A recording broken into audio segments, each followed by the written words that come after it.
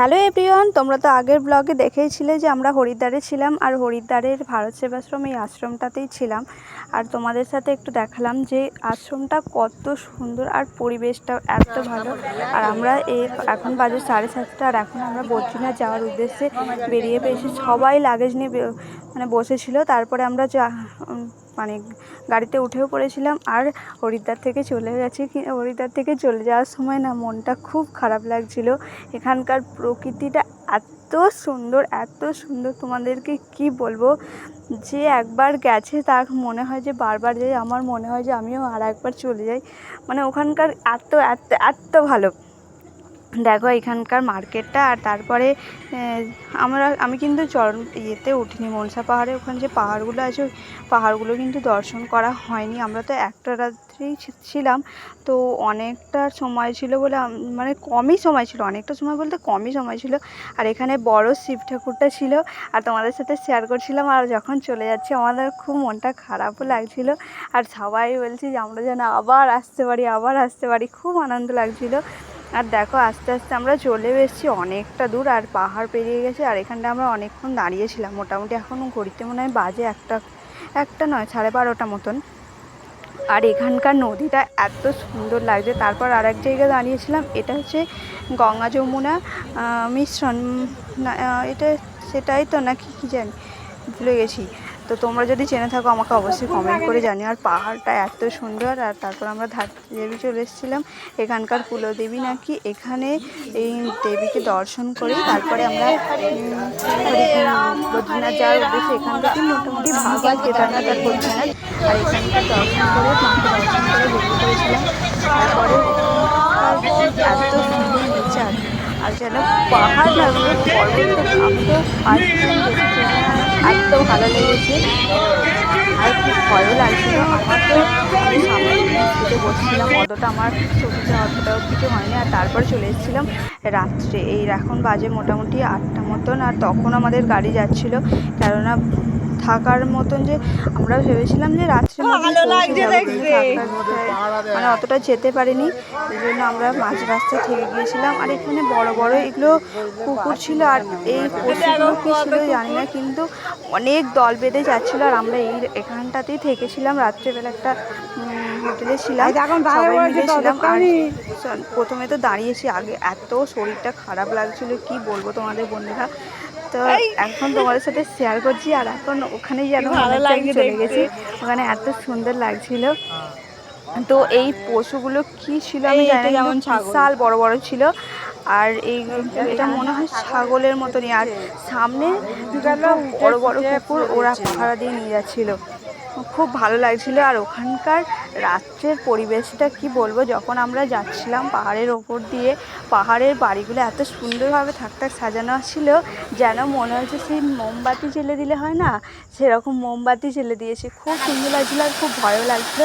এরপরের দিন সকালবেলা মোটামুটি 7টার সময় আমরা বেরিয়ে গিয়েছিলাম। আর এই সামনে একটা বড় ঝর্ণা আমাদের সাথে শেয়ার করছি, ঝর্ণাটা খুব ভালো লাগছিল। এই ঝর্ণায় মনে ছিল না আমি। তারপর দেখো বেরিয়েও পড়েছিলাম।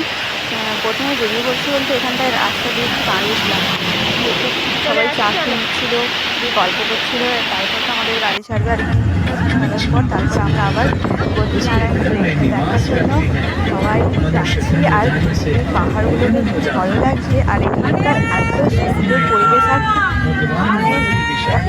তো সরু রাস্তা, সেখান দিয়ে যে গাড়িগুলো যাচ্ছে না পুরো স্পিডে যাচ্ছে, একটা যদি কেউ স্লো করে, আমরা যদি পড়ে যাই একদম খাদে, আগেরটা কাউকে দেখতে পাওয়া যাবে না, এরকম অবস্থা। আর এটা এই জলটা পুরো দুধের মতন। সবাই তো বলছিল দুধসাগরে নাকি, নদীতে চলে এসেছি আমরা। আর খুব ভালো লাগছিল। তারপর যেতে যেতে আমরা ভাবছি কখন বদ্রীনারায়ণকে দেখবো, কখন বদ্রীনারায়ণকে দেখবো। কিন্তু এখনও এখন তো মোটামুটি ঠান্ডা পড়ে গেছে।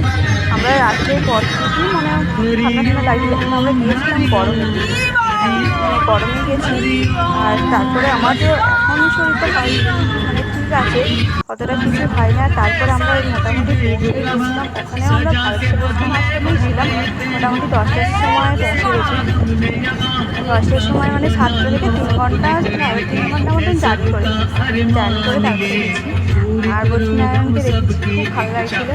দেখো চলে এসেছি। আর এটা মানে এই রাস্তাগুলো না প্রচণ্ড মানে ধস নামছিল, ধস নেমেছে একই জায়গায়, তো অনেকক্ষণ করে দাঁড়িয়ে যাচ্ছিলো গাড়ি, মানে একটা গাড়ি ওদিক দিয়ে আসছে আর আমাদের যে গাড়িটা, ওই জন্য অনেকটা দেরি হয়ে যাচ্ছিলো।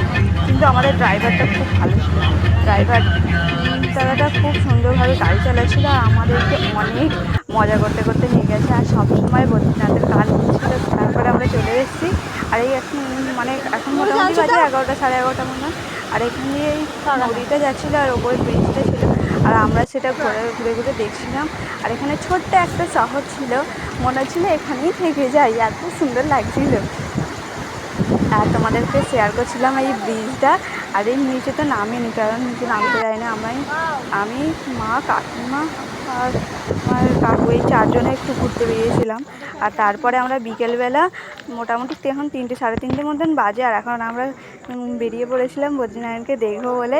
আর দেখো সবাই যাচ্ছি, আর ওখানে প্রচণ্ড ঠান্ডা লেগেছিলো, আমরা তো সোয়েটার হয়েছে। আর দেখো বদ্রীনারায়ণকে যাই, দেখো সবাই মিলে যাচ্ছি আর খুব মজাও লাগছে। এখানে সব জুতো রেখে দিয়েছে। আর তারপরে এখান দিয়ে এই রাস্তা দিয়ে যাওয়ার পর তারপর বদ্রীনারায়ণকে দেখবো।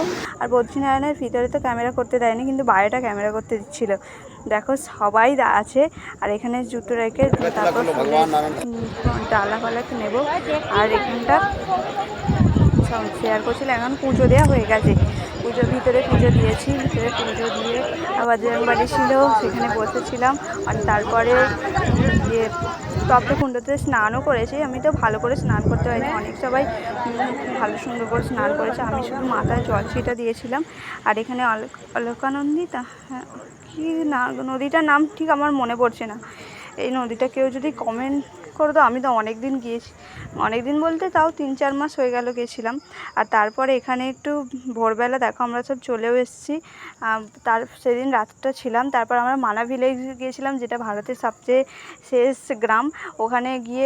ওখানেই সরস্বতী নদীকে প্রথম মানে দেখা যায়, তারপরে তো বিলুপ্ত হয়ে গেছিলো।